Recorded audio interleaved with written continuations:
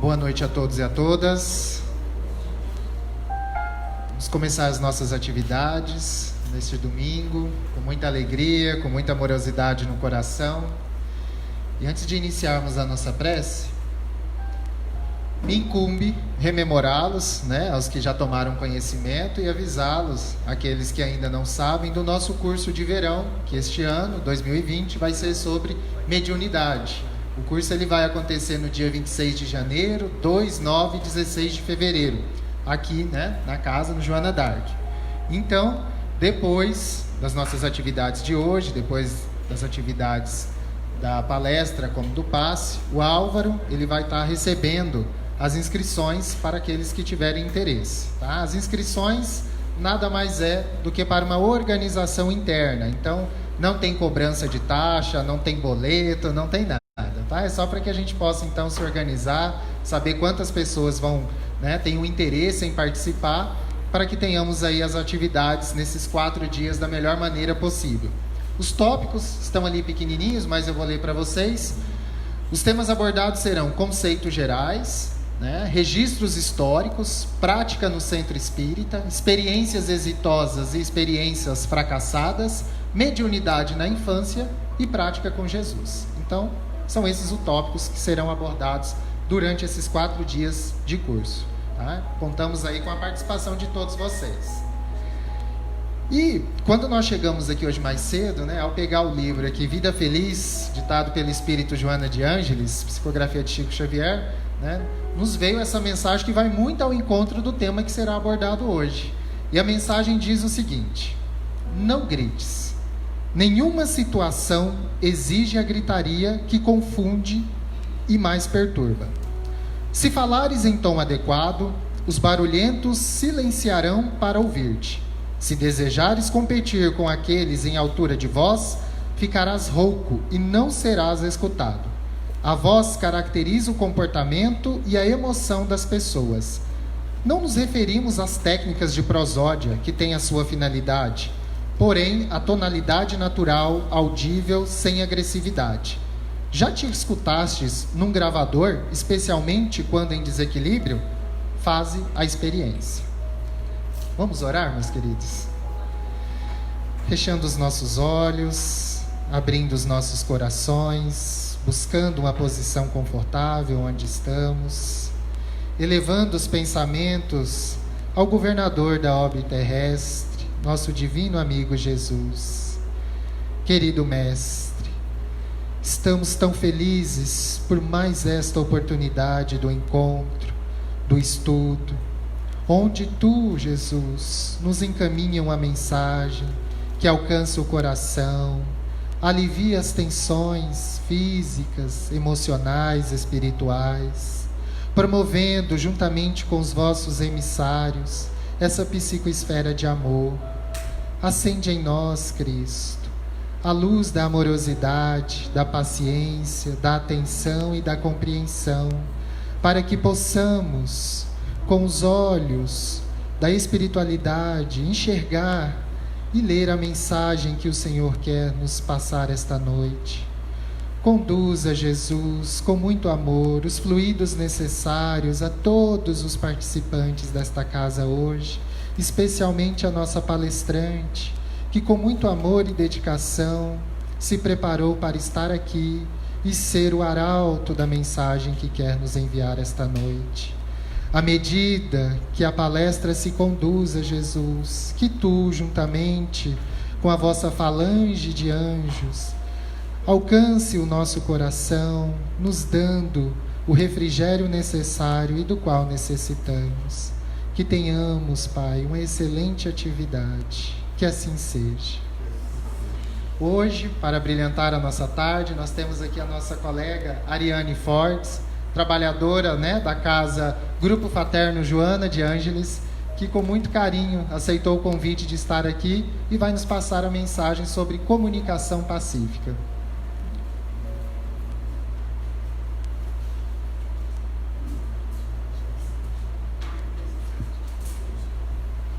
Olá, boa tarde. Tá funcionando? Tá funcionando.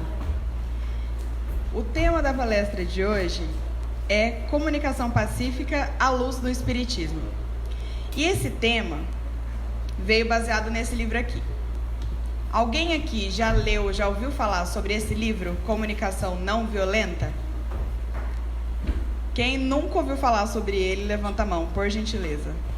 Ok, gratidão. E sobre esse livro aqui? Alguém já ouviu falar? O Evangelho segundo o Espiritismo? Beleza, a gente vai falar dos dois, então todo mundo pode fazer a síntese.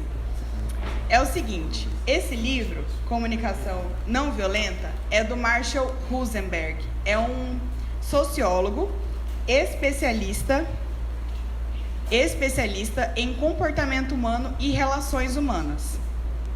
Por que é que a gente vai falar de comunicação não violenta? Porque segundo os estudos que a gente tem sociais, nós somos uma série de pessoas que não sabemos nos comunicar. Mas a gente não fala desde criança, a gente já não sabe como pedir, não sabe como reclamar, como brigar. Isso a gente sabe. Mas como nos relacionarmos de maneira pacífica, nós não aprendemos.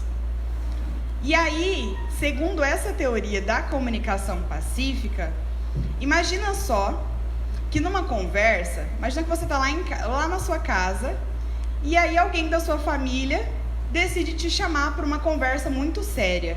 Seja o seu esposo, a sua esposa, o seu filho, o seu pai, a sua mãe, um amigo muito próximo, e diz assim: preciso conversar com você muito sério. E aí você é chamado para essa conversa. Quando você chega para essa conversa, seu coração já está palpitando, você já está nervoso, querendo saber o que é que está acontecendo. E aí é como se a gente estivesse vendo um ringue, sabe, um ringue de luta, em que alguém dali vai ter que sair vencedor.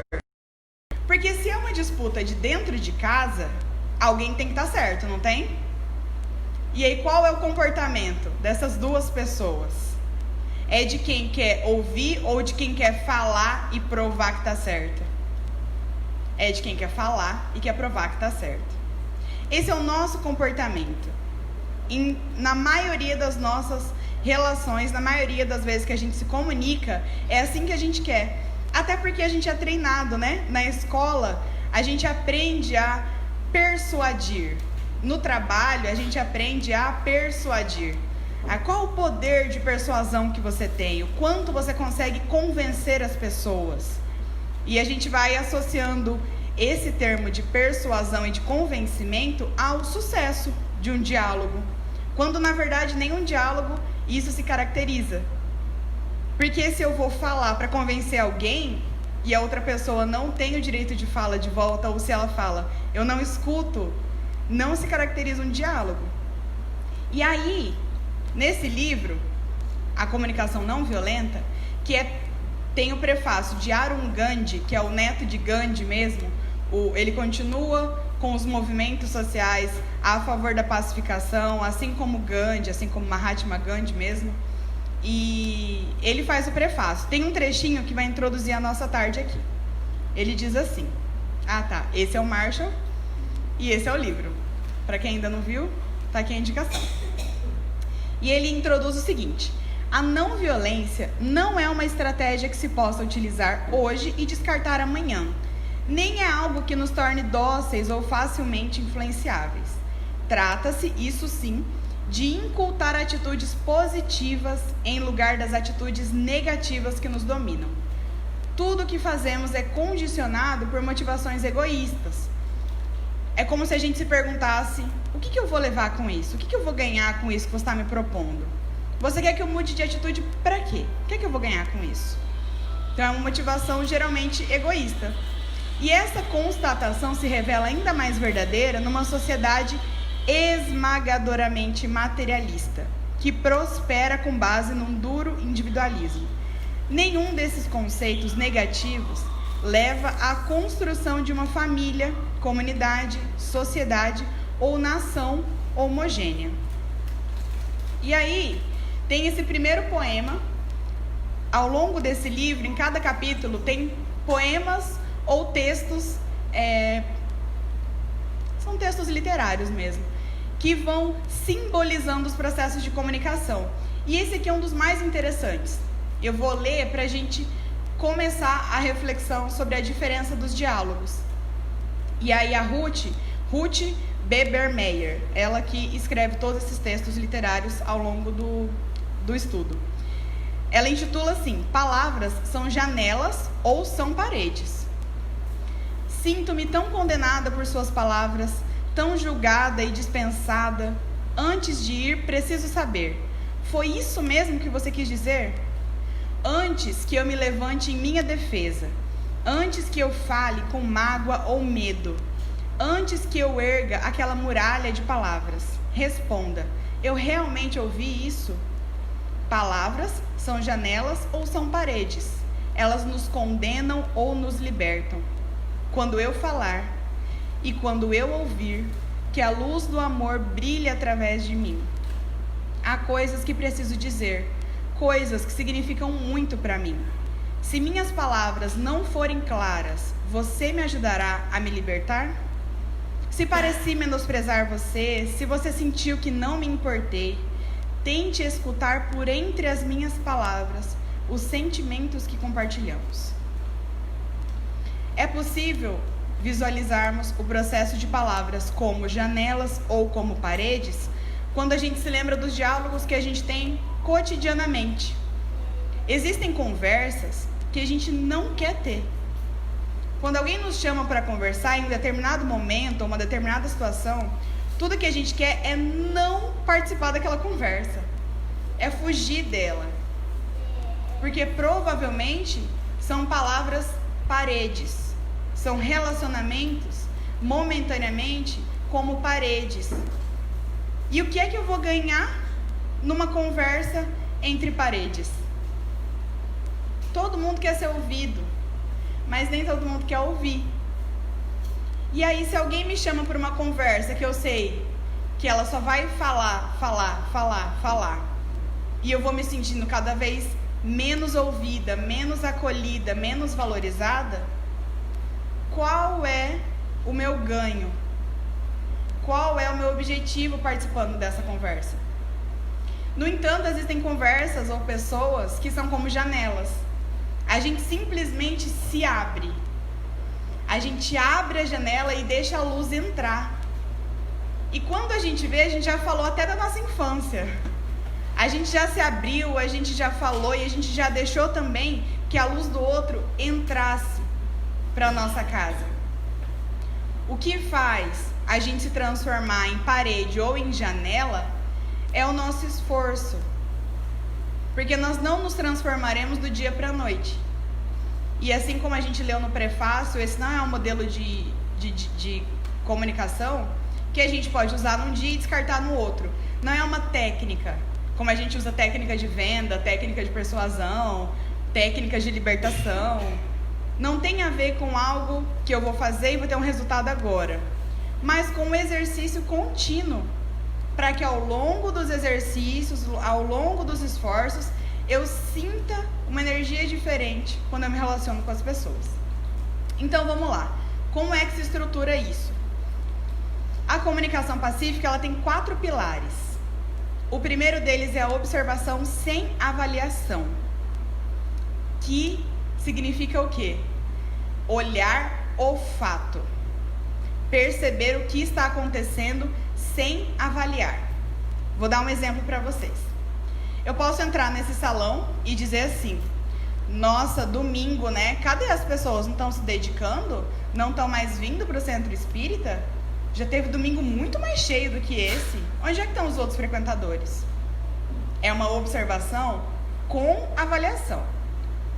Porque a observação sem avaliação é simplesmente eu entrar aqui, observar o número de lugares vagos e comentar: hoje existem 25 lugares vagos. Ponto. Essa é uma observação sem avaliação. Quando eu avalio, eu julgo. E quando eu julgo, eu sou injusta. O que é que me dá o direito de chegar aqui e dizer: as pessoas que não estão aqui e estiveram no domingo passado, hoje não estão se dedicando à doutrina espírita, ou hoje não estão colaborando com Jesus na implantação do reino de Deus para a terra, porque elas não estão aqui. Vocês percebem como é muito fácil a gente julgar? Quando a gente, imagina só que é o dia do seu aniversário e aquele seu amigo mais próximo não te ligou, não te mandou uma mensagem, nem te marcou num post, não, simplesmente esqueceu. No dia seguinte, quando ele tentar te contatar, a chance de você dizer assim: cara, você esqueceu de mim, eu não valho nada pra você, você não valoriza todos os nossos anos de amizade, e aí todo aquele julgamento, toda aquela avaliação em cima de um fato que eu nem sei qual é. O fato é, você não me ligou. Esse é o fato. A avaliação é tudo que eu disse a partir disso. Então, o primeiro ponto da comunicação não violenta ou da comunicação pacífica é observar os fatos, sem avaliar, sem julgar. Porque eu não sei da vida do outro, eu não sei o que está acontecendo, eu não consigo ter completo entendimento de tudo. Então, eu observo sem avaliar. A partir disso, eu identifico os meus sentimentos. Quando eu acordei no dia seguinte ao meu aniversário e o meu amigo tão querido não me ligou, eu me senti triste, porque é o meu sentimento, então isso eu posso avaliar. Eu me senti triste com a não ligação do meu amigo. E a gente vai cair no terceiro pilar, que é a identificação das necessidades. Por que eu me senti triste com a não ligação do meu amigo? Porque eu tinha necessidade de ser acolhida, eu tinha necessidade de ser amada, eu queria ser lembrada, era isso que eu queria. Então vocês percebam que até aqui o processo só está vinculado a mim. Porque numa comunicação, geralmente a gente acha que tudo precisa ir daqui para fora, é da boca para fora. Mas o processo de comunicação pacífica precisa começar daqui para dentro, da boca para o coração, refletindo. Para só então eu fazer um pedido. Por que é que o quarto pilar da comunicação pacífica é um pedido? Porque se não for para eu ter um diálogo com uma chance de resolução no final, ele não é produtivo. Se eu chamo alguém para conversar, se eu chamo esse meu amigo que não me ligou e digo assim, olha, a gente precisa conversar sério. E aí eu falo para ele por 40 minutos, eu faço assim, uma retrospectiva de toda a nossa amizade, de todas as vezes que eu valorizei ele, todas as vezes que eu estive ao lado dele, e ele não me ligou, e ele não me valorizou, e ele não esteve ao meu lado. E aí quando ele quer se justificar, eu não acredito em nada, nem deixo ele falar, e a gente encerra por ali mesmo a conversa. Tem algum objetivo moral essa conversa? Vai resultar em alguma coisa boa?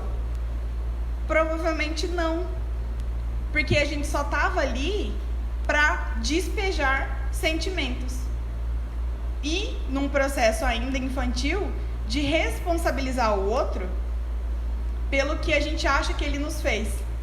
Porque quando a gente quer conversar com o outro, essa conversa muito séria que a gente fala, geralmente a nossa intenção é de deixar o outro com a consciência bem pesada. É de dizer assim, nossa, ele vai se sentir tão mal por não ter me ligado, que é isso que eu quero. Mas e aí? É um diálogo ou é uma lavação de roupa suja? É um discurso moralizador que não tem frutos, que serve pura e simplesmente para agradar o meu ego. Que eu saio de lá sem resolver o conflito, sem me importar com o que aconteceu com ele, porque ele pode ter passado por uma situação muito difícil naquele dia. E mesmo que ele não tenha passado e ele tenha simplesmente esquecido, isso não quer dizer que todos os anos de amizade não valem de nada. Porque a gente esquece coisas todos os dias. A gente esquece o tempo todo. E aí, quando a gente encerra esse processo com um pedido, pede da gente que a gente tenha a disposição de resolver. Então, se você precisa conversar sobre algo que está te afligindo no seu relacionamento, você já percebeu o problema? Você já percebeu como você se sente em relação a isso? Você sabe qual é a sua necessidade que não está sendo atingida. Você consegue pensar numa solução para propor? Você consegue visualizar como é que aquilo vai se pelo menos melhorar? Porque se não, esse diálogo não produzirá frutos. Dá para entender esse processo? A gente vai passar um por um agora para visualizar algumas definições do próprio livro. Então, o primeiro que a gente tem aqui é da observação sem avaliação. A comunicação necessita de observações específicas a cada momento e contexto. O julgamento e a avaliação dependem de quem observa e condiz somente com a própria realidade. Tem um exemplo aqui. Eu digo o seguinte: Álvaro é irresponsável. Eu simplesmente disse, cheguei aqui e falei, gente, Álvaro é irresponsável, não dá pra contar com ele. É um discurso totalmente moralizador, totalmente com avaliações pessoais, que não fala pra ninguém o que aconteceu. Eu simplesmente cheguei aqui e disse assim, gente, não dá. Álvaro, irresponsável, ninguém pode contar com ele. E aí seu divino me pergunta, mas por quê? O que aconteceu? Eu falo, não importa, ele não tem como contar com ele. Eu já entrego uma informação para todos vocês, carregadas de julgamento, que vão pintar o Álvaro na mente de vocês de uma forma totalmente injusta.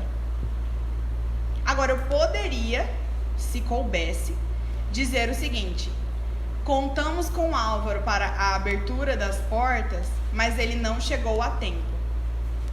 Ponto. Poderia dizer assim. Aqui no exemplo a gente usa Roberto é irresponsável e embaixo, Roberto não entregou o trabalho solicitado na data combinada. Ok, é uma informação. Isso acontece muito em família. Quando uma criança, por exemplo, não faz o dever de casa antes. O professor passou hoje a tarefa para entregar daqui 10 dias. Quando que a criança vai fazer? No último dia, né? E às vezes é um domingo à noite.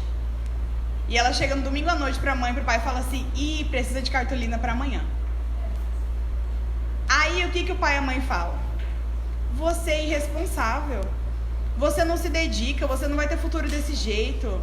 Olha o que você está fazendo com a sua vida.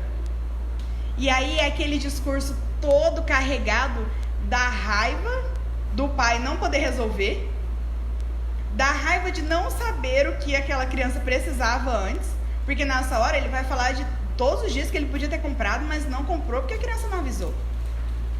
E aí, quando ele podia simplesmente dizer assim: então, as lojas fecharam na sexta-feira às 18 horas. Você não me avisou antes. Não tem como comprar agora. Ponto final. Esse é o fato. E aí, a responsabilidade por ele não ter cumprido o que ele deveria, ele vai responder isso lá na escola, com a falta da nota, com a dificuldade na matéria, mas é daquele ambiente. As consequências virão. Eu não preciso aumentar tudo isso com um peso enorme, com um fardo de culpa em cima daquela criança, achando que aquilo vai resolver e que da próxima vez ela não vai mais fazer isso. E aí, a gente vai chegar num ponto muito importante, que é entender a diferença de julgamento e juízo de valor. A proposta, portanto, é olhar para as situações que vivemos de forma a separar o que observamos dos nossos julgamentos. Aprender a fazer essa separação e deixar o julgamento no segundo plano em situações desafiadoras que surgirem na nossa vida é o ponto essencial. Qual é a diferença de julgamento e juízo de valor? Bater em alguém está de acordo ou não está de acordo com o que a gente acha que é certo? Não está de acordo. Agressão, violência, grito contra a Joana de Ângeles na mensagem inicial, comportamentos antiéticos, imorais, como roubo, homicídio, mentira. São comportamentos que a nossa consciência já nos sinaliza que não são adequados. E por que que eles não são adequados? Porque eles não nos ligam ao Cristo. Essa é a medida. Eu acho que tal atitude que aquela pessoa está tendo é imoral. Mas espera aí, aquela atitude desliga ela do sentimento de filho de Deus? Ou afasta ela do Cristo? Não, eu só acho que não devia fazer. Então não é necessariamente imoral. Mas se desliga, se tira dessa relação paternal, se afasta ela do caminho do amor e da paz, é imoral. Então nós temos um senso de juízo, que é a nossa própria consciência, que é o que a gente vai ver lá no Livro dos Espíritos, sobre ter todas as diretrizes divinas na nossa consciência. E a partir disso, a gente vai observar as atitudes. Quando eu vejo uma notícia de um político que roubou, e eu digo assim: fulano é ladrão, fulano merece pagar por isso. É diferente de eu dizer assim: o que esse homem fez foi uma atitude infeliz, foi roubo, e isso vai ser resolvido com a justiça. Do que se eu condenar esse homem ao ódio público, ou essa mulher, ou quem quer que seja. Eu estou dando exemplos, mas é porque no Brasil a gente tem uma situação política muito específica, né? Então, são exemplos gerais, tá, gente? É importante a gente diferenciar o pecado do pecador. Senão a gente vai olhar para as pessoas e vai achar que elas não têm solução. Imagina só que a sua esposa ou o seu esposo, ao longo dos 15 anos que vocês estão juntos, ou 10 anos que vocês estão juntos, ele tem muito ciúme. E esse comportamento ciumento atrapalha a relação de vocês. Uma coisa é eu condenar o comportamento dele. Outra coisa é eu dizer assim: do jeito que tá, não tem salvação. Isso aqui só para a próxima encarnação. O espírito ainda joga para a próxima encarnação, né? Não, nessa não tem mais salvação. Deixa para a próxima, depois resolve. E a gente costuma desacreditar das pessoas muito fácil, porque nem sempre a gente separa o erro da pessoa que está errando. E aí tem uma passagem de Jesus muito conhecida, que todos nós já sabemos qual é, mas eu trouxe um vídeo para ilustrar, para a gente sentir essa energia mesmo, que é de quando Jesus encontra a mulher adúltera. E aí eu vou fazer uma gambiarra aqui para passar o som no microfone, então vocês me dão um segundo aqui, peraí.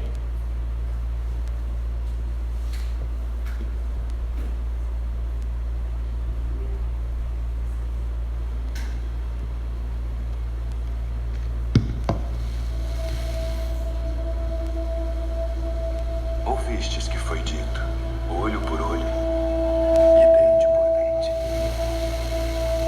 Eu, porém, vos digo que não resistais ao mal, mas se qualquer te bater na face direita,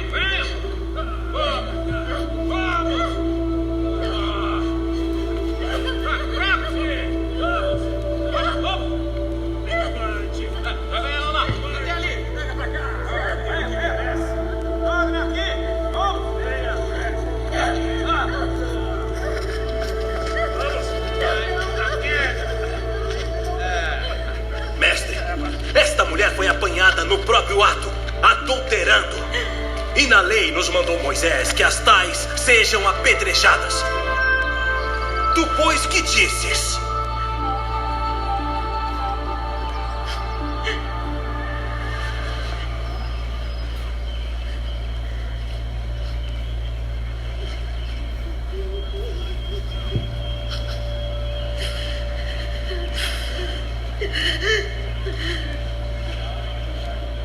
Tu, pois, que dizes?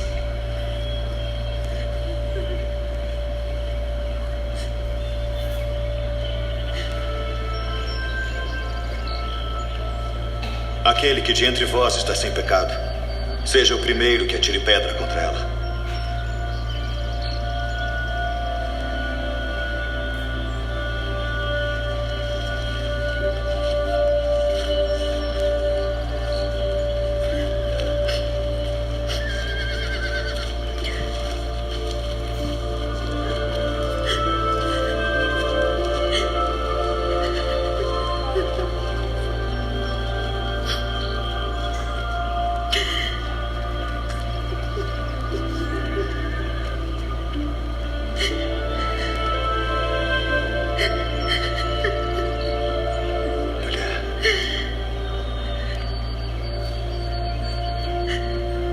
Onde estão aqueles teus acusadores?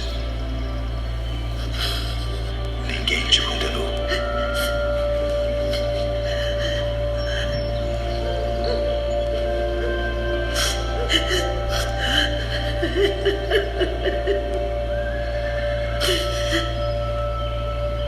Ninguém, Senhor.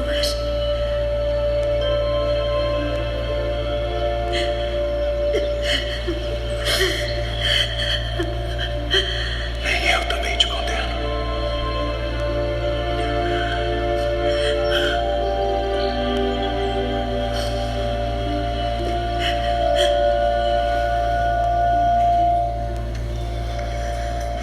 Vai-te e não peques mais.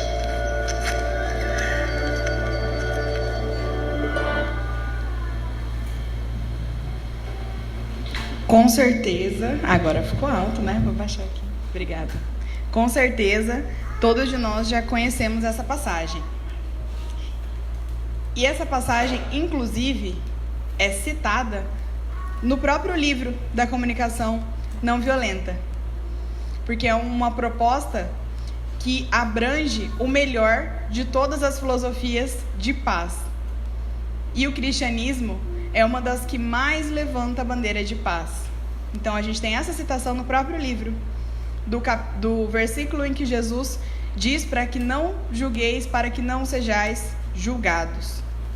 E aí, ele continua: porquanto sereis julgados conforme houverdes julgado os outros, e empregar-se-á convosco a mesma medida de que vos tenhais servido para com os outros. Aqueles de nós que nunca tivemos uma atitude violenta, que julguemos o outro. E não é possível atirar nenhuma pedra, porque nós temos atitudes de violência diariamente. Não são aquelas atitudes que a gente conhece como violência física ou violência moral, de uma forma mais clara. Talvez a gente não saia por aí batendo nas pessoas, mas é possível que a gente grite com algumas delas. É possível que a gente simplesmente não responda a algumas delas. Ou que a gente tenha um tipo de violência verbal. Que inclusive a falta de respostas ou a falta de diálogo também pode ser considerada uma violência verbal. Quando eu deixo a outra pessoa, quando eu esqueço que ela tem valor e que ela merece ser respondida, que ela merece de cuidados, a gente está praticando a violência, sim. Quando eu estou num diálogo e eu quero convencer o outro de que a minha ideia é muito melhor e eu sou muito melhor que ele por conta disso, é um ato de violência. Quando eu interrompo as pessoas e ignoro tudo que elas estão trazendo, porque aquilo simplesmente para mim não faz sentido ou eu não quero pensar sobre isso, é violência. Eu violo o direito do outro, eu violo o sentimento do outro. E eu digo assim, não importa isso que você está pensando, isso que você está passando, não importa. É como a depressão, que é a doença que mais cresce no mundo, é a doença do século, e a gente não cansa de ouvir diariamente piadas e discursos superficiais sobre uma doença que mata centenas e milhões de pessoas. Quando a gente vê alguém com profundo sentimento de depressão, com profundo sentimento de vazio, e a gente compartilha mensagens ou ideias de que aquilo é falta de louça para lavar, ou é falta de um esporte só e vai resolver. Nós estamos sendo violentos com o sentimento daquela pessoa. Nós estamos achando que porque nós não passamos por isso, aquilo ali é bobeira, não existe, não é importante, não merece atenção. E que é um ato mais violento do que o de ignorar uma doença que está matando milhões por dia. Quando a gente fala do suicídio, quando a gente fala dos sentimentos de ansiedade, de transtorno, a gente visualiza toda a violência que acontece, uma violência social, que elimina todos esses dados. É uma invisibilidade. A saúde mental, emocional e espiritual ainda sofre muita violência. A violência do não ser reconhecida, do não ser tratada, do não ser valorizada, de quando alguém nos procura dizendo assim, tô com uma angústia, mas não sei o que é, a gente fala, não é nada não, para de besteira, vai fazer alguma coisa, isso aí é porque você não fez nada hoje o dia inteiro. E aí o vazio daquela pessoa continua lá. E a gente não só não ajudou, como pode ter piorado. No Evangelho segundo o Espiritismo, a seguir dessa mensagem que a gente leu agora, da mulher chamada adúltera, a gente tem um breve texto que contextualiza pra gente sobre o julgamento e sobre esses comportamentos violentos. O reproche lançado à conduta de outrem pode obedecer a dois móveis: reprimir o mal ou desacreditar a pessoa cujos atos se criticam. Não tem escusa nunca esse último propósito, porquanto, no caso então, só há maledicência e maldade. O primeiro pode ser louvável e constitui mesmo, em certas ocasiões, um dever, porque um bem deverá daí resultar, e porque, a não ser assim, jamais na sociedade se reprimiria o mal.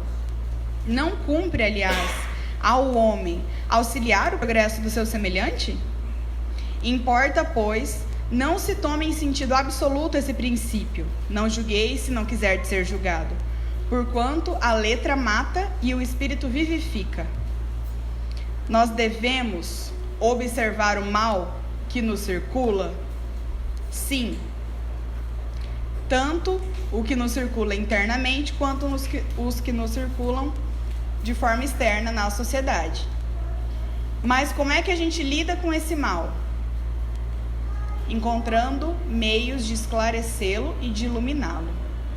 Se eu tenho alguém próximo a mim, que eu percebo que não está agindo de acordo com o amor que ele mesmo tem, eu posso instruí-lo, eu posso convidá-lo a refletir sobre aquilo? Sim. Mas se eu pego o que ele está fazendo e conto para 35 pessoas e nunca busco ele para falar, isso não é útil, isso é simplesmente maldade e maledicência. É o que o próprio Evangelho nos traz.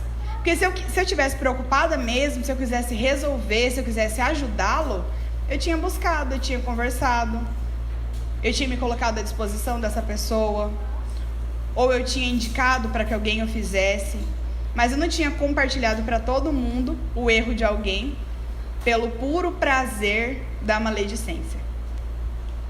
E aí a gente vai para o segundo tópico, que é da identificação de sentimentos. Aqui tem um outro poema, esse é do próprio Marshall mesmo, que ele diz o seguinte: posso lidar com você me dizendo o que eu fiz ou deixei de fazer, e posso lidar com suas interpretações, mas, por favor, não misture as duas coisas. Se você quer deixar qualquer assunto confuso, posso lhe dizer como fazer. Misture o que eu faço com a maneira que você reage a isso. Diga-me que você está decepcionada com as tarefas inacabadas que você vê, mas me chamar de irresponsável não é um modo de me motivar. E me diga que fica magoada quando digo não às suas aproximações, mas me chamar de um homem frígido não vai melhorar suas chances. Sim, posso lidar com você me dizendo o que fiz ou deixei de fazer, e posso lidar com as suas interpretações. Mas, por favor, não misture as duas coisas. E aqui a gente tem um movimento, um exercício de distinguir os sentimentos dos pensamentos. Nós costumamos usar o verbo sentir para quando, na verdade, a gente deveria usar o pensar. Um exemplo é: sinto que você deveria saber isso melhor do que ninguém. Imagina que eu estou em um lugar, eu pedi informação para uma pessoa, cheguei aqui no centro espírita, busquei o instrutor do estudo, o facilitador, e fiz uma pergunta da qual eu estou muito angustiado pela resposta. E esse facilitador não me respondeu na hora. O meu movimento pode ser esse, de nossa, eu sinto que você deveria saber isso melhor do que ninguém. Você deveria saber essas respostas, você deveria me esclarecer. A gente usa o verbo sinto quando na verdade é um pensar. Porque o sentimento está relacionado primeiramente a mim. E o pensar geralmente vem do outro. Então, quando eu digo sobre o seu comportamento, na maioria das vezes é um pensamento. O sentir, ele vem de outra maneira. Ele vem, aí a gente trocaria, né? O sinto pelo penso. Penso que você deveria saber isso melhor do que ninguém. E a gente trabalha isso num movimento mais íntimo, de entender por que é que aquilo ocorreu pela minha cabeça. Então eu poderia dizer: quando você não tem as respostas que eu esperava, me sinto frustrada. A frustração é um sentimento meu. Se aquela pessoa deveria saber tudo, ou se ela deveria dominar todos os assuntos, não é um sentimento meu. Mas a minha frustração é minha. E aí, isso vai se alterar a partir do momento que a gente começar a entender os nossos sentimentos. Aqui tem alguns exemplos, ó. Me sinto abandonado, me sinto não visto, não amado, me sinto usado, provocado, rejeitado, manipulado, diminuído, intimidado, traído. O que acontece quando a gente se depara com essa pequenininha lista aqui de sentimentos? Elas nos intimidam. Porque nós estamos acostumados a, numa conversa, indicar para o outro a falha dele, sem nos expor, e pedir que ele resolva aquela situação. Então a gente pega a responsabilidade da relação e deixa inteira na mão do outro. Quando eu faço o processo de identificar os meus sentimentos, eu preciso me mostrar vulnerável. Eu preciso me mostrar humano, primeiramente para mim mesma. E assumir para mim que aquele sentimento existe. Que quando o meu esposo me responde de tal maneira, eu me sinto mal, eu me sinto diminuída, eu me sinto intimidada. Eu preciso assumir. Eu preciso assumir que quando os meus amigos saem sem mim, e eu descubro depois, eu me sinto excluída, eu me sinto uma pessoa não quista, uma pessoa não agradável. Eu preciso assumir, porque eu preciso me responsabilizar pelos meus sentimentos. E aí, assumindo os meus sentimentos, eu consigo decidir pelo amor a mim, né? Essa é uma imagem bem icônica mesmo de momentos de conflito no Oriente Médio. E aí tem uma frase de Nelson Mandela que diz assim: eu decidi ficar com o amor. O ódio é um fardo muito pesado para suportar. Porque quando a gente sente os nossos sentimentos, mas não assume que está sentindo, a gente não está sendo amoroso com a gente mesmo. É como se a gente olhasse para dentro, para o coração, pedindo ajuda, e ele está lá gritando, ele está lá chorando, ele está pedindo colo. E a gente olha e fala assim: não, para com isso, não precisa disso não, isso aí quem está errado é fulano que não te chamou. Não, você não tem que achar nada não, você é um coitado, a gente aqui é vítima, nós somos vítimas. Eles que são os algozes, eles que resolvam tudo isso. Porque a gente não passa por nada, que tá tudo certo. Inclusive, se numa situação dessa, o outro sugere que a gente se sente dessa forma, vamos supor, num casamento, em que a mulher diga, né? Olha, quando você me trata de tal forma, eu me sinto mal, eu não gosto muito. E ele diz assim, por quê? Você se sente pouco? Você não se sente suficiente? Ele pode tentar descobrir o sentimento. Mas se quem está ali se abrindo não se permitir mergulhar e assumir, aquela conversa pode parar por ali mesmo. Ou dali em diante se tornar uma maneira agressiva mesmo de machucar. A gente precisa entrar nesse processo de comunicação aberto de coração. E saber que as minhas fragilidades me tornam humana. As minhas fragilidades compõem as minhas potencialidades. Elas se somam.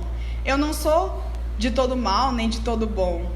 Eu sou uma somatória de experiências. Eu tenho virtudes desenvolvidas, mas eu tenho dificuldades que existem ainda.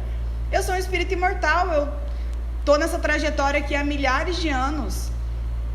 E me sentir diminuída não me faz menor.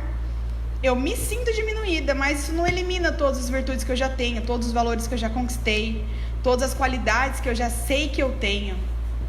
Não elimina, e tá tudo bem. Tá tudo bem não estar bem. Tá tudo bem buscar o outro e dizer, não estou bem. Não estou bem com isso que está acontecendo. Não me sinto bem quando você fala dessa forma.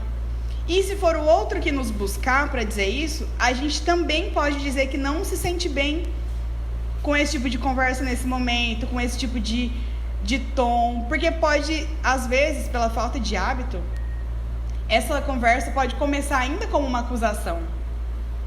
Aquele nosso desejo de deixar o outro culpado, ele não vai se diluir tão rápido. Então pode ser que a gente precise de um processo até alcançar a forma genuína de buscar o outro e dizer, eu me sinto assim porque é o meu sentimento. E aí a gente vai chegar na próxima etapa, que é o porquê é que eu me sinto assim, né? Que é a identificação das necessidades. Na identificação das necessidades, a gente tem pura e simplesmente no livro essa pirâmide de necessidades básicas humanas. Se alguém já viu ou não, mas é uma pirâmide usada mundialmente e que mostra que o ser humano precisa ter as suas necessidades atendidas. Na base da pirâmide estão as necessidades fisiológicas: ar, água, comida, sono, homeostase, excreção, sexo. Tem ali em cima segurança. Segurança física, material, moral. E a gente começa a caminhar para o topo da pirâmide, onde a gente tem as necessidades sociais, que aí envolvem os outros, né? Amor, afeto, comunicação, amizade e etc. Só então a gente consegue alcançar as necessidades de estima ou de autoamor, dependendo do autor que lida com essa pirâmide, que aí é o sentimento de confiança, de respeito, de valorização. E por último, no topo da pirâmide, a necessidade de realização pessoal, em que eu me sinto realizado de forma moral, criativa, de superação, espontaneidade e etc. Às vezes a gente quer que as pessoas se aceitem como elas são, mas elas não têm nenhuma dessas necessidades básicas aqui atendidas. E aí existe uma frase no próprio livro que diz assim: quando não sabemos lidar com as nossas dificuldades básicas, com as nossas necessidades básicas não atendidas, acabamos nos tornando violentos. Da onde vêm as revoltas, as guerras, os movimentos sociais de luta, de combate? São necessidades básicas que não são atendidas. O autor desse livro e as primeiras aplicações desse material vieram do Oriente Médio, que está em constante conflito, onde as pessoas têm as necessidades mais básicas não disponíveis, simplesmente não estão ao seu alcance. É muito fácil que nós olhemos o outro e digamos assim: por que essa pessoa rouba tanto, né? Por que essa pessoa não cansa de se envolver com crimes? Mas pouco queremos saber sobre a vida dessa pessoa. Pouco queremos saber se ela tem as necessidades mais básicas atendidas.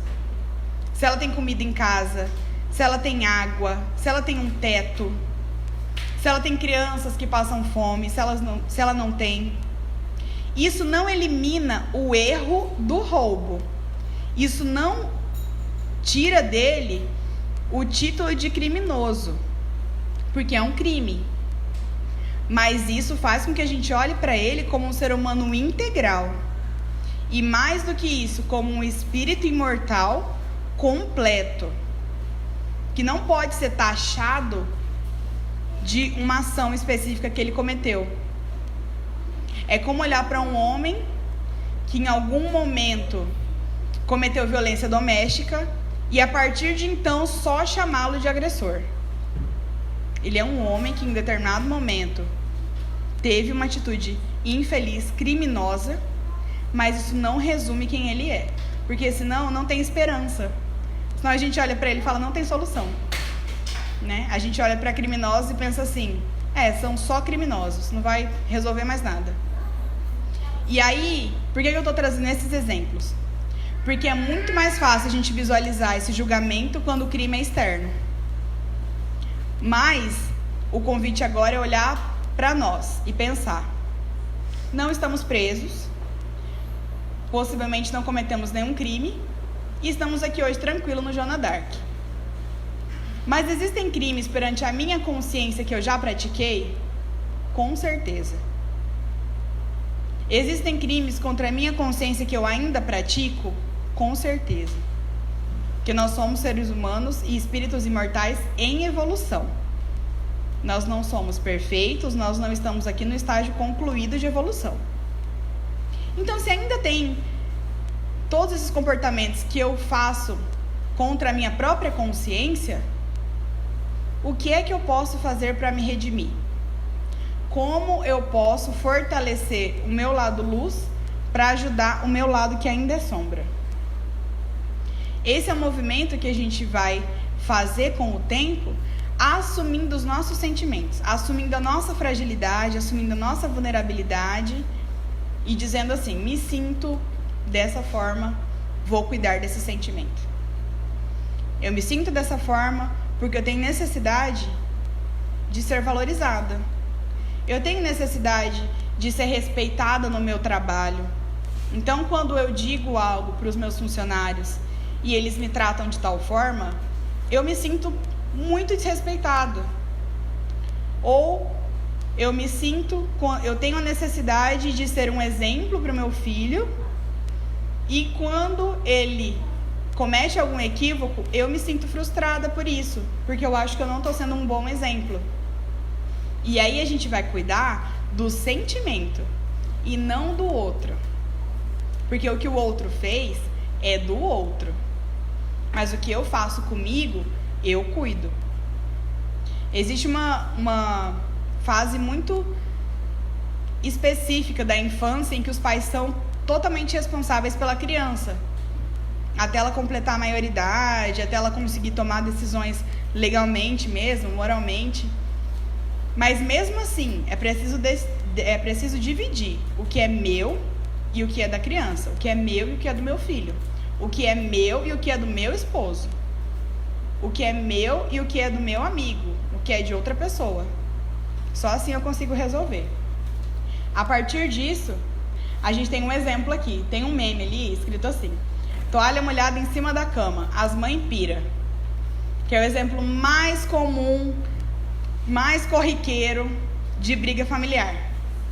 E aí a gente tem um modelo violento, que é nesse sentido de violência que a gente está falando, da violência verbal, em que a mãe já fala o seguinte: é a milionésima vez que vejo a toalha jogada na cama, a toalha molhada jogada na cama. Pegue imediatamente e coloque no varal. Nessas duas frases, a gente tem ali a primeira, que é uma mentira, e a segunda, que é uma ordem. É uma mentira por quê? Não é a milionésima vez que você está pedindo. Assim como eu busco alguém e digo assim: toda vez você mente pra mim, toda vez você me deixa na mão, toda vez eu não posso contar com você. Cuidemos com essas generalizações. Tem um capítulo inteiro no livro, 2 capítulos, que falam só sobre generalizações e como é difícil pra gente ser específico. Porque ser específico é de quem quer resolver. E geralmente a gente não quer resolver. Então a gente generaliza e diz assim: não dá pra contar com você, toda vez você me deixa na mão. E aí um modelo pacífico seria aqui: filho, quando eu vejo a toalha jogada na cama, que esse é um fato, é isso que existe. Filho, quando eu vejo a toalha jogada na cama, eu me sinto irritada, porque eu preciso de mais organização na sala. Você poderia, por gentileza, colocar a toalha no varal? Porque mesmo que seja o seu filho, mesmo que seja uma criança, você não é um comandante e a criança não é um soldado que precisa obedecer às suas ordens. Ela precisa entender o porquê que ela está fazendo aquilo, e ela precisa entender também que aquilo é um favor, mesmo que seja um favor para você e para ela também, para a organização da casa. Mas ela precisa parar de obedecer comandos sem saber porquê.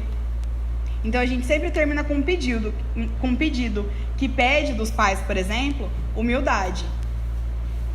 Um pai e uma mãe pedir para o filho, por favor, pedir por gentileza, pede humildade. Pode ser que isso gere uma inversão para a criança e ela tenha uma dificuldade de entender? Pode ser, mas é um processo educativo para o pai e para o filho. E aí é um novo modelo, então, em que eu assumo os meus sentimentos e eu digo para ele das minhas necessidades. Quer dizer que a criança vai, a partir desse modelo, colocar a toalha sempre no varal e nunca mais me deixar na cama? Não. Mas eu vou lidar com isso de uma forma diferente e mais saudável. Isso vai parar de me fazer tanto mal. Com o tempo vai me trazer menos angústia. Então é um processo para uma vida inteira.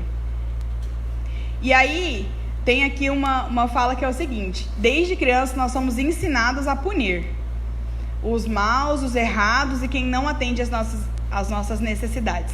Tanto em desenho, em filme, em livro, em quadrinho, qualquer tipo de entretenimento ou de conversa, a gente ensina as crianças a punirem.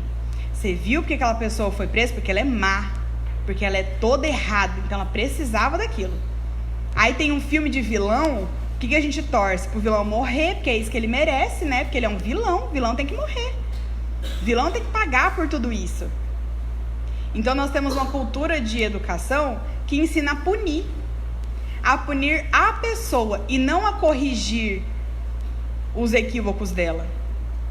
No final de filme a gente quer mais que o vilão morra do que ele reparar o que ele fez. Tanto que se ele repara, nem gera engajamento, as pessoas nem gostam do final. Porque elas criam uma morte bem trágica, sabe? Bem do jeito que ele merecia, porque ele é muito maldoso.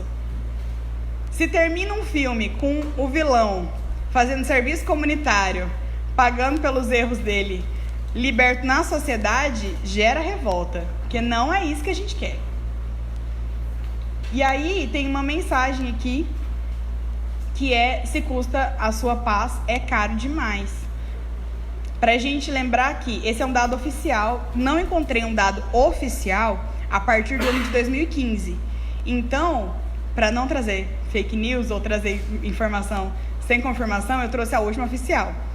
Entre 2011 e 2015, o Brasil teve mais morte violenta do que a Síria, país em guerra, no mesmo período. Vocês têm noção disso? O Brasil mata mais do que um país que está em guerra, do que um país que tem bombas e armamentos pesados e dinamites, explosivos e massacres. O Brasil mata mais. E aí a gente pode encontrar dados sobre essa violência no Brasil em muitas fontes confiáveis, para saber de onde é que elas vêm. Mas, na sua grande maioria, vem das intolerâncias, de quando eu vejo algo que eu não concordo e me sinto no direito de acabar com aquilo. As mortes violentas, elas vêm de um desejo egóico mesmo de resolver, de que eu vou resolver essa situação porque eu não concordo com isso, e eu me sinto no direito de matar, o que é muito grave. Então, já caminhando para o encerramento, a gente tem aqui algumas mensagens do próprio livro, né? A violência só irá cessar quando aprendermos a não julgar, não avaliar e não interpretar. Reprove a atitude, nunca a pessoa. Quando tratadas com compaixão, em algum momento as pessoas correspondem. E aí, a gente vai para o último passo, que é o do pedido, que é para encerrar. Então, além de utilizarmos uma linguagem positiva, devemos evitar frases vagas, abstratas ou ambíguas e formular nossas solicitações na forma de ações concretas que os outros possam realizar. Uma falta de clareza semelhante aconteceu... deixa eu só explicar.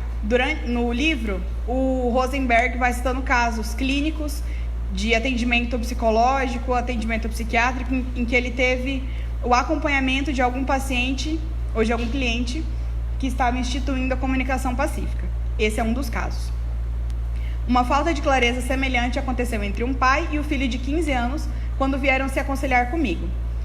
E aí diz o pai: tudo que eu quero é que você comece a demonstrar um pouco de responsabilidade.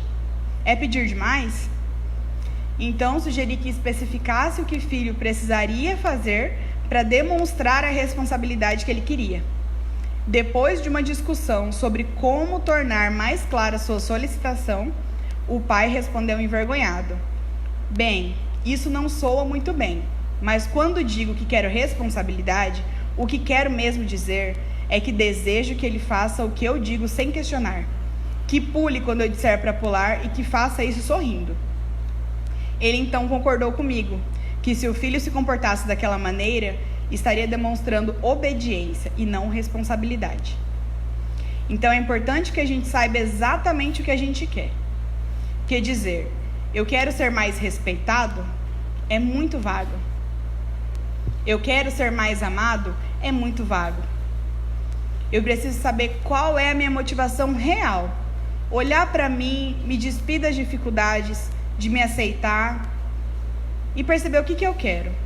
Às vezes, quando eu digo que eu quero ser amada, na verdade, eu quero que o outro diga para mim todos os dias o quanto eu sou incrível. E eu quero que ele reforce em mim sentimentos que eu ainda não tenho. Quando eu digo que eu quero me sentir amada, às vezes, é porque eu quero que alguém me ame para ver se eu começo a me amar. Eu quero que o outro me ajude a me amar. Quando eu peço para ser respeitada, às vezes eu só quero ser obedecida. Quando eu peço para alguém tomar um rumo na vida, na verdade o que eu quero é que ele faça o que eu estou mandando, o que eu acho melhor. Então eu preciso me despir das máscaras que eu construí para mim mesma e acessar o meu sentimento e pensar o que é que eu quero com isso. Qual que é o meu desejo real com isso que está me motivando aqui agora. Peça o que quer, não o que não quer. Porque é muito fácil a gente dizer, né? Não quero você me dando ordens, não quero ter que chegar às 9, não quero ter um pai controlador, não quero fazer essa prova. Mas aí o convite é que a gente seja específico ao pedir. Dizendo, quero ser tratado com justiça, quero ser mais respeitado, quero mais tempo para fazer coisas legais, quero ficar melhor na técnica XYZ. E não importa, mas é preciso ser específico. Então, a gente tem esses 4 pilares, que estão com um delayzinho aqui. A gente tem a observação sem avaliação, a identificação de sentimentos, a identificação das necessidades e só então o pedido. É um modelo que não precisa ser seguido, como eu já disse antes, como uma fórmula matemática, em que toda vez que eu vou conversar com alguém, eu vou pegar e vou lembrar passo a passo. Não é passo a passo. São pilares. Eles se complementam. Eles nem precisam ser nessa ordem. Mas eu preciso saber, quando eu converso com alguém, que eu estou falando mais sobre mim do que sobre ela. que antes de eu levantar uma parede, levantar muros e muros de argumentos, de condenações para essa pessoa, eu preciso saber que aquilo vem de mim. E se vem de mim, eu preciso pensar em mim. Olhar para mim, olhar para os meus sentimentos, perceber o que é que está acontecendo aqui dentro. E só então ser honesto o suficiente para buscar uma solução em conjunto. Pedir algo que seja justo para mim e para aquela pessoa. E aí, para encerrar, tem algumas das citações lá que são incríveis. E eu peguei figurinha da internet mesmo, que elas são lindas, tá? E algumas frases dizem assim, ó: como são admiráveis as pessoas que não conhecemos bem. E eles se remetem aos animais, ao comportamento primitivo que a gente tem enquanto animal, de olhar uma coisa diferente e virar a cabecinha assim e observar aquilo. Se você tem um pet em casa, se tem um animal, um cachorro, um gato, ele não se assusta facilmente. Se tem algo que ele não conhece, ele observa, ele fareja, ele tenta descobrir o que é aquilo. E se é alguma coisa que vai prejudicá-lo, ele se afasta. Às vezes ele até ataca, né? Mas o primeiro passo é observar, porque é admirável conhecer alguém que é diferente da gente. É admirável estar aqui numa sala com tantas pessoas que são universos particulares. E olhar para essas pessoas e pensar, cara, como cada um é diferente um do outro. Que incrível! Eu queria poder entrar em cada um dos universos e me misturar nesses universos e descobrir. Antes de olhar e falar, nossa, mas olha a roupa daquela pessoa, ela deve ser daquele jeito, não quero nem falar com ela. Ixi, olha aquele cabelo lá colorido, isso aí é jovem rebelde sem causa, não quero nem chegar perto. E aí a gente se afasta, sem propósito, simplesmente por julgamento. E aí tem outras duas frases que dizem assim, né? Uma é sobre a empatia. É quando você deixa de ser egoísta, desfoca do seu umbigo e sente aquilo que o seu próximo está sentindo. E se não for possível você desfocar do seu umbigo para sentir o que o outro está sentindo, pelo menos não perca tempo tentando julgá-lo. Se não consegue se colocar no lugar do outro, não perca tempo tentando julgá-lo. Não é possível você observar aquilo sem julgar, então já faz a gentileza de não julgar. Já faz a gentileza de não se posicionar. Porque se é algo que não te agrada, que você não concorda, que você não consegue sentir empatia, sentir compaixão, pronto, parou aí. Não precisa compartilhar um discurso contrário, um discurso violento, uma atitude violenta. É do outro. E aí, pra gente encerrar e caminhar para a prece, tem uma mensagem, que é uma mensagem mesmo, ditada pelo Espírito Protetor do Evangelho, que fala sobre a indulgência. Então, eu vou ler essa mensagem e a gente vai se preparar para a oração. Tudo bem? É uma mensagem que diz assim: Espíritas, queremos falar-vos hoje da indulgência, sentimento doce e fraternal que todo homem deve alimentar para com seus irmãos, mas do qual bem poucos fazem uso. A indulgência não vê os defeitos de outrem, ou, se os vê, evita falar deles, divulgá-los. Ao contrário, oculta-os, a fim de que se não tornem conhecidos, senão dela unicamente, e, se a malevolência os descobre, tem sempre pronta uma escusa para eles, escusa plausível, séria, não das que com aparência de atenuar a falta, mas a evidenciam com pérfida intenção. A indulgência jamais se ocupa com os maus atos de outrem, a menos que seja para prestar um serviço. Mas, mesmo neste caso, tem o cuidado de os atenuar tanto quanto possível. Não faz observações chocantes, não tem nos lábios censuras, apenas conselhos, e as mais das vezes velados. Quando criticais, que consciência se há de tirar das vossas palavras? Há de que não tereis feito o que reprovais, visto que estáis a censurar, que valeis mais do que o culpado. Ó homens, quando será que julgareis os vossos próprios corações, os vossos próprios pensamentos, os vossos próprios atos, sem vos ocupardes com o que fazem vossos irmãos? Quando só tereis olhares severos sobre vós mesmos? Sede, pois, severos para convosco, indulgentes para com os outros. Lembrai-vos daquele que julga em última instância, que vê os pensamentos íntimos de cada coração e que, por conseguinte, desculpa muitas vezes as faltas que censurais ou condena o que relevais, porque conhece o móvel de todos os atos. Lembrai-vos de que vós, que clamais em altas vozes, anátema, tereis, quiçá, cometido faltas mais graves. Sede indulgentes, meus amigos, porquanto a indulgência atrai, acalma, ergue, ao passo que o rigor desanima, afasta e irrita. De O Espírito Protetor, em Bordeaux. Além de Jesus, que é o nosso maior exemplo de indulgência, associando com tudo que a gente falou da comunicação pacífica e de se tornar um instrumento de iluminação no diálogo e na convivência com o outro, eu trouxe aqui para a nossa prece Francisco de Assis, que foi quem, em oração, rogou a Deus para que ele fosse um instrumento. É como um convite para que todos nós façamos o mesmo. Porque num mundo em que a violência aumenta ao mesmo passo que os desafios emocionais aumentam, existem pessoas sofrendo por todos os lados.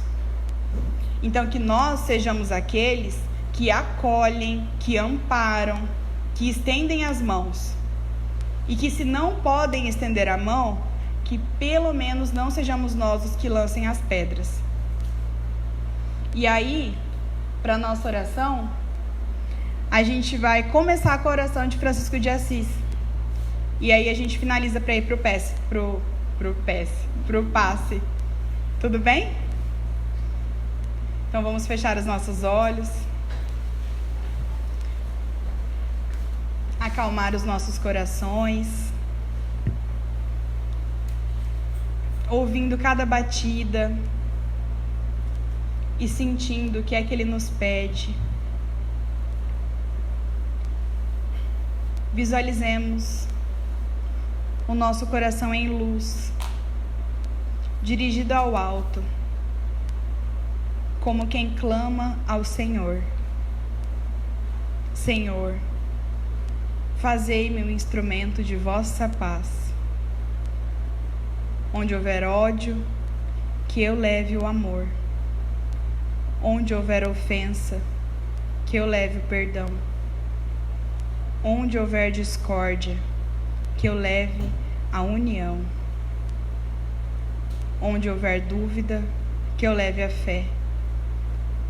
Onde houver erro, que eu leve a verdade. Onde houver desespero, que eu leve a esperança. Onde houver tristeza, que eu leve a alegria. Onde houver trevas, que eu leve a luz. Ó Mestre, fazei que eu procure mais consolar que ser consolado, compreender que ser compreendido, amar que ser amado, pois é dando que se recebe, é perdoando que se é perdoado, e é morrendo que se vive para a vida eterna. Siga conosco, Senhor, iluminando os nossos corações e nos enchendo de esperança e de misericórdia, para seguirmos no esforço diário de sermos instrumentos e cartas vivas do Seu Evangelho, hoje e sempre.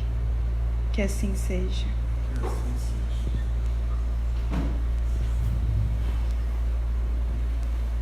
Pro passe.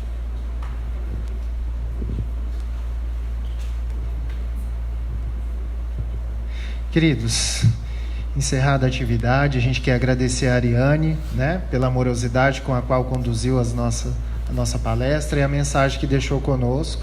Quero reforçar o convite para o nosso estudo de mediunidade, acontecendo no final do mês agora, a partir do dia 26.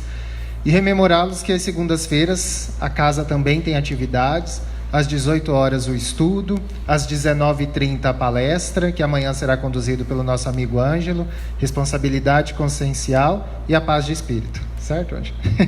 Né? Com passe também às 20h10, é isso? Né? Então, amanhã temos também as atividades e no próximo domingo estaremos aqui, se assim Jesus permitir.